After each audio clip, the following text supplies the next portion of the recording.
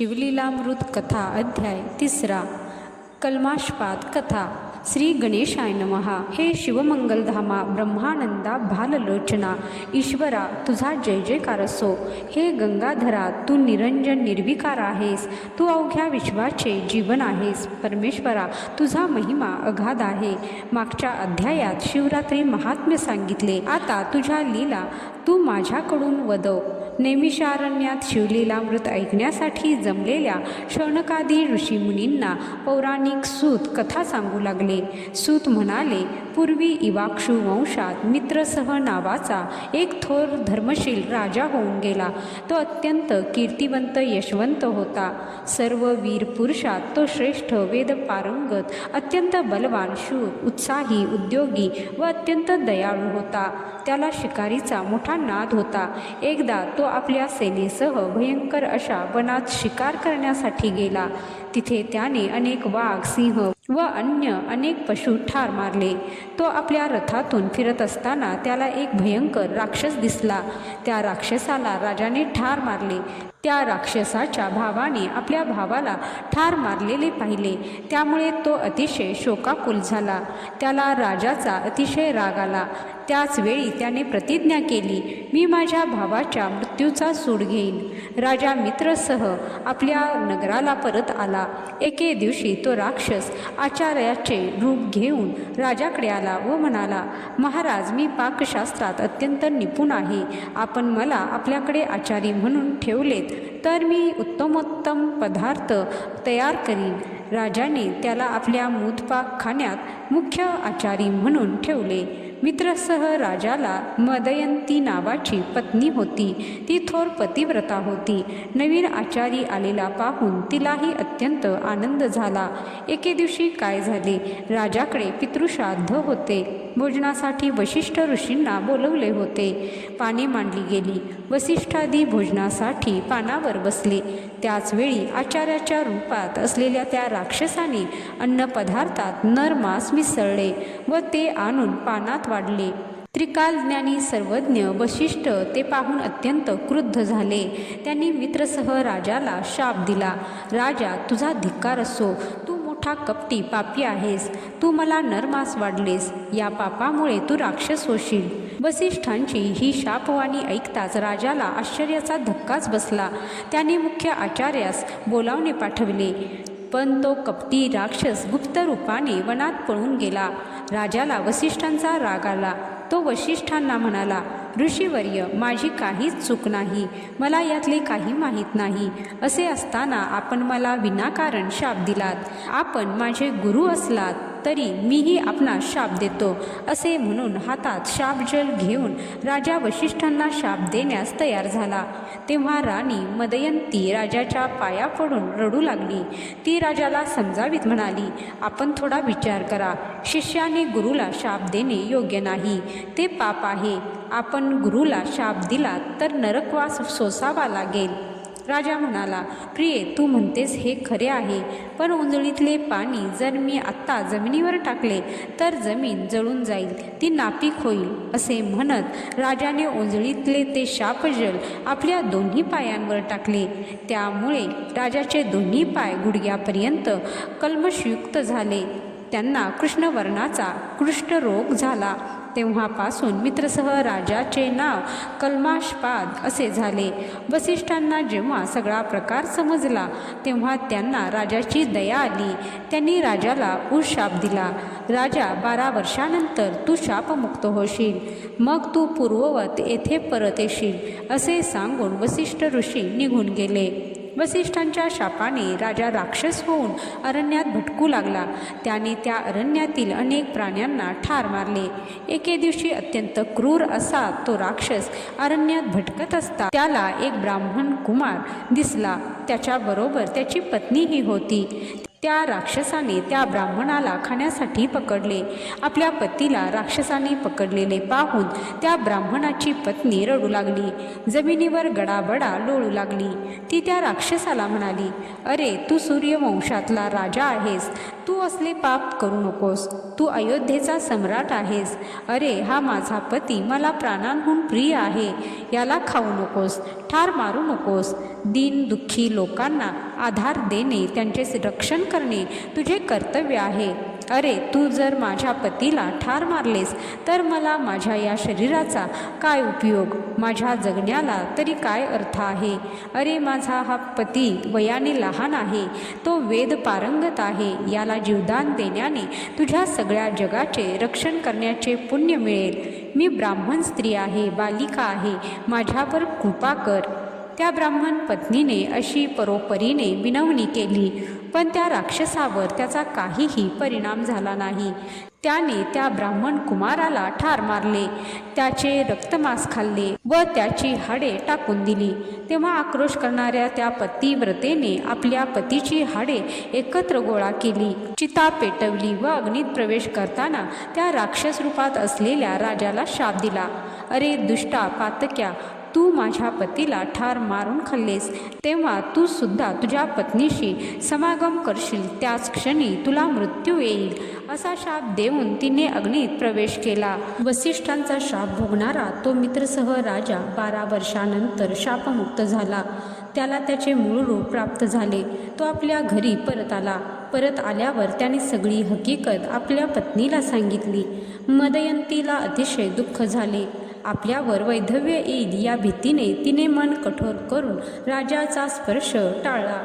राजाच्या मनावर याचा फार विपरीत परिणाम झाला. तो राज्य सुखोपभोगांचा, राजलक्ष्मीचा त्याग करून वनात निघून गेला. राजा रानावनात भटकू लागला, परंतु आपल्या मागोमाग एक पिशाच्च येत आहे असे त्याला आढळले. ती ब्रह्महत्या होती. पूर्वी शाप काळात त्याच्या हातून एका ब्राह्मणाची व त्याच्या पत्नीची हत्या झाली होती. तीच ती ब्रह्महत्या. त्या ब्रह्महत्येपासून मुक्त कसे व्हायचे याची राजाला काळजी वाटू लागली. त्यासाठी तो अनेक तीर्थक्षेत्रांना गेला, पण ब्रह्महत्या त्याचा पाठलाग काही सोडेना. त्यामुळे अतिशय दुःखी झालेला राजा अनेक तीर्थांचे दर्शन घेत घेत मिथिला नगरीत आला. त्याच वेळी गौतम मुनी तेथे आले होते. राजाने गौतमांना साष्टांग नमस्कार घातला. दयाघन गौतमांनी त्याला कुशल विचारले असता राजाने आपली सगळी हकीकत त्यांना सांगितली.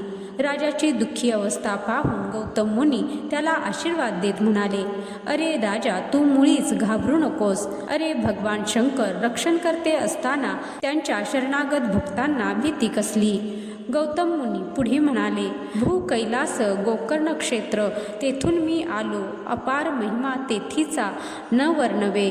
ओंकार रूपे कैलासनाथ, भवानी सहित तेथे नांदत. सूर असुर किन्नर सेवित, अर्धमात्रा पीठजे. पश्चिम सागराच्या काठावर गोकर्ण नावाचे अत्यंत मनोहर असे पवित्र तीर्थक्षेत्र आहे. त्याच्या सेवनाने सर्व महापापांचा संहार होतो. तेथे मोठ्यातली मोठी पापेसुद्धा टिकत नाहीत. ते साक्षात भू कैलास असून संत साधकांचे ते माहेर आहे. तेथे भगवान सदाशिवाच्या केवळ स्मरणानेच महापापे जळून भस्म होतात. मंदराचलावर व कैलास पर्वतावर ज्याप्रमाणे भगवान शंकराचे वास्तव्य असते, तसेच गोकर्ण क्षेत्रातही भगवान शंकराचे अखंड वास्तव्य आहे. हे गोकर्ण क्षेत्र कसे निर्माण झाले, त्याचे महात्म्य काय, असे राजाने विचारले असता गौतम मुनी गोकर्ण क्षेत्राची अत्यंत पवित्र कथा सांगू लागले. गोकर्ण कथा. गोकर्ण म्हणजे साक्षात भू कैलास. तेथे भगवान महादेव महाबल नावाने वास्तव्य करीत आहेत. म्हणून या क्षेत्राला गोकर्ण महाबळेश्वर असे म्हणतात. रावणाने कठोर तपश्चर्या करून जे शिवलिंग मिळविले होते, त्याची गणेशाने गोकर्ण क्षेत्री स्थापना केली होती. सनक सनंदनादी महात्मे तेथे भगवान शिवाची आराधना करतात. या ब्रह्मांडात गोकर्णासारखे दुसरे क्षेत्र नाही. तेथे अगस्त्य मुनींनी तपश्चर्या केलेली आहे. तेथे सर्व देवदेवतांचे वास्तव्य आहे. ब्रह्मा, विष्णू, भगवान कार्तिकेय व गणेश यांचेही वास्तव्य आहे. या गोकर्ण क्षेत्रात कोटी कोटी शिवलिंगे आहेत. तेथे पावलोपावली असंख्य तीर्थे आहेत. सत्ययुगात महाबल भगवान शिव श्वेतवर्णी असतात. त्रेतायुगात लालवर्णी, द्वापार युगात पित्त म्हणजे पिवळ्या वर्णी व कलियुगात श्यामवर्णी असतात. तेथे ब्रह्महत्यादी पापांचा नाश होतो. या जगात जे ब्रह्मघातकी, भूतद्रोही, महापापी, लबाड आहेत, जे गोकर्ण क्षेत्रात जाऊन व तेथील तीर्थात स्नान करून शिवाराधना करतात, ते शिवलोकाला जातात. गोकर्ण क्षेत्री जाऊन शिवपूजा करणारा ब्रह्मपदाला जातो. रविवार, सोमवार व बुधवारयुक्त अमावस्येला गोकर्ण क्षेत्री स्नान, दान, पितृतर्पण, शिवपूजा, जप, होम व ब्राह्मण सत्कार केला असता अनंत फल प्राप्त होते. प्रदोष काळी येथे शिवपूजा केली असता मोक्षप्राप्ती होते. या गोकर्ण क्षेत्रासंबंधी एक सुरस व पवित्र कथा अशी. लंकाधिपती रावणाच्या आईचे नाव कैकसी. ती थोर शिवभक्त होती. दररोज शिवलिंगाची पूजा केल्याशिवाय ती पाणी सुद्धा पीत नसे. रावणाचे कल्याण व्हावे, त्याला सर्वत्र विजय मिळावा म्हणून ती पंचधान्याच्या पिठाचे शिवलिंग करून त्याची नित्यनेमाने पूजा करीत असे. त्यामुळे इंद्राला राग आला आणि त्याने ते शिवलिंग समुद्रात फेकून दिले. त्यामुळे रावणाची आई कैकसी शोक करू लागली. तिने अन्नपाण्याचा त्याग केला. ही गोष्ट रावणाला समजली. तेव्हा तो तिला म्हणाला, माते, माझ्यासारखा पुत्र तुला असताना तू शोक का बरे करतेस? मी तुला भगवान शंकरांचे आत्मलिंगच आणून देतो.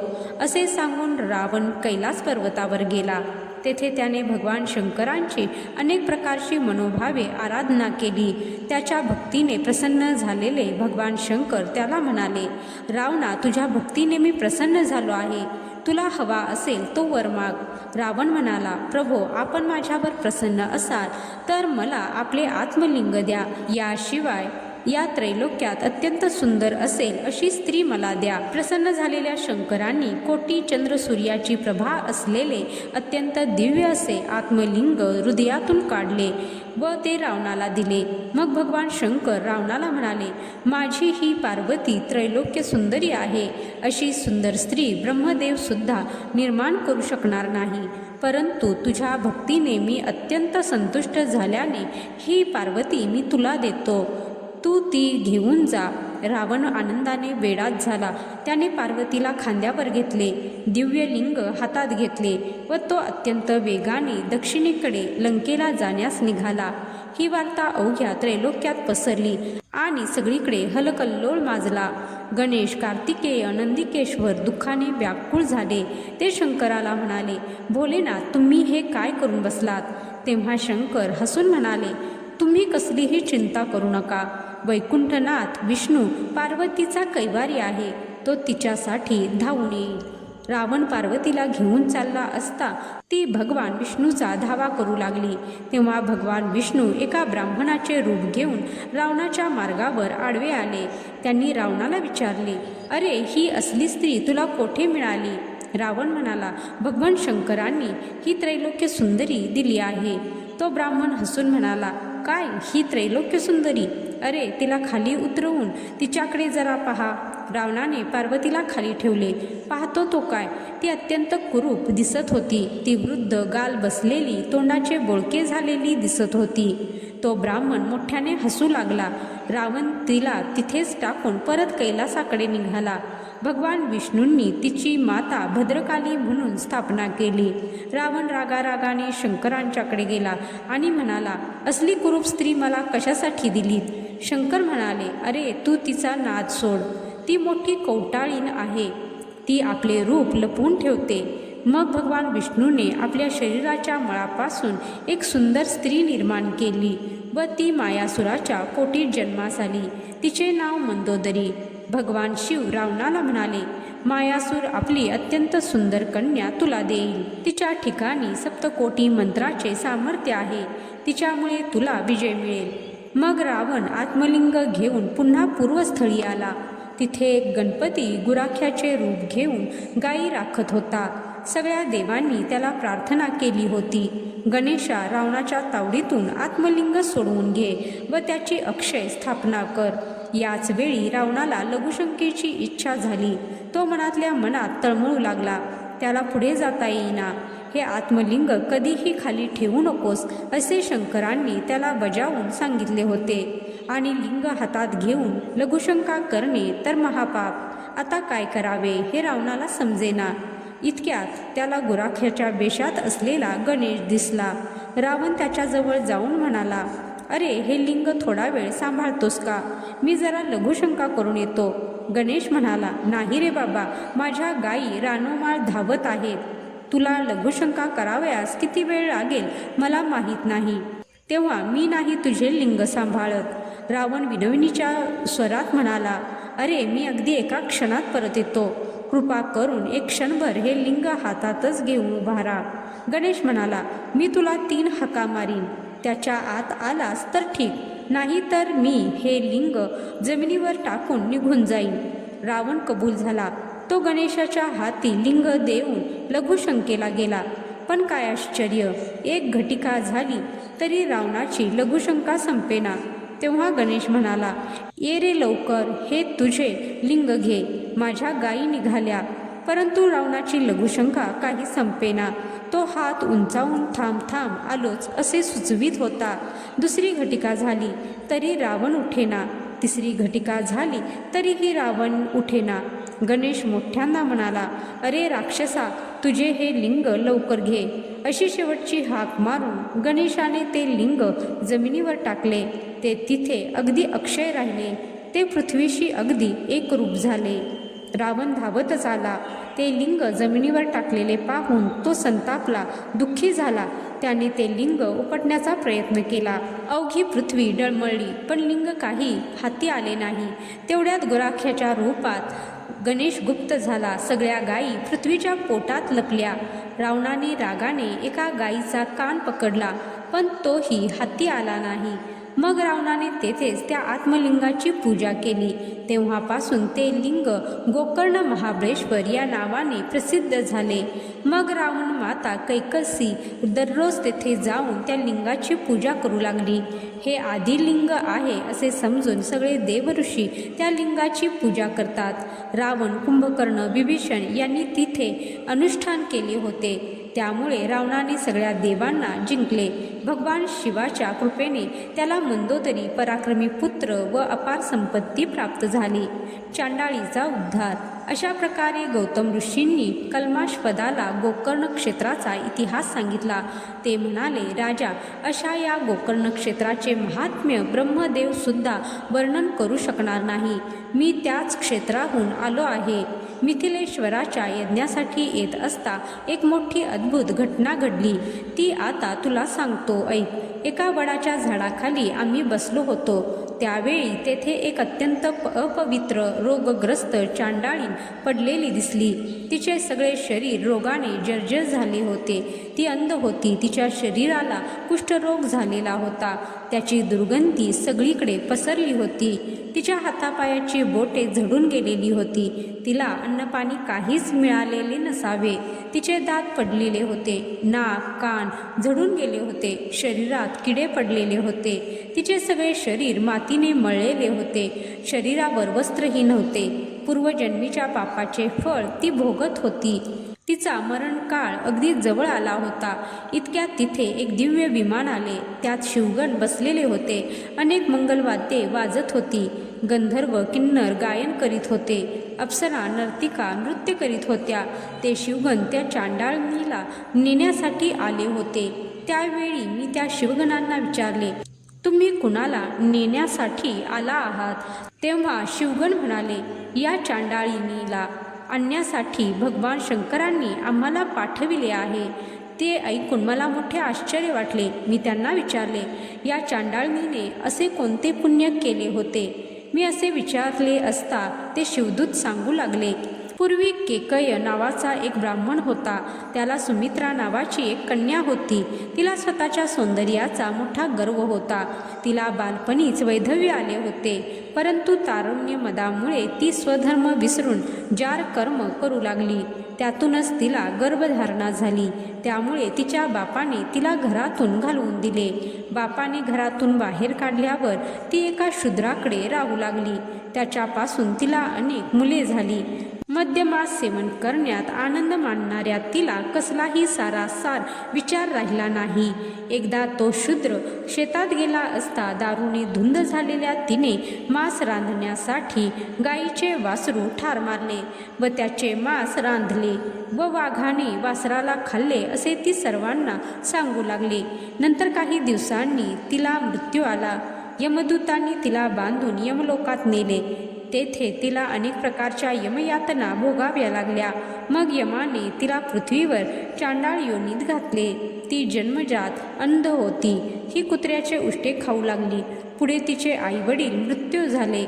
मग ही हातात काठी घेऊन गावोगाव भीक मागत फिरू लागली. एकदा माघ महिन्यातल्या महाशिवरात्री निमित्त पुष्कळ लोक शिवनामाचा जयघोष करीत गोकर्णाला चालले होते. त्यांच्याबरोबर ही चांडाळणीही निघाली. ती गोकर्ण क्षेत्रात आली व तेथे भद्रकालीच्या मंदिराजवळ पडून राहिली. त्या दिवशी तिच्या पोटात अन्नाचा कणही नव्हता. अन्न वाढा हो, अन्न वाढा हो असं ती सारखी ओरडत होती.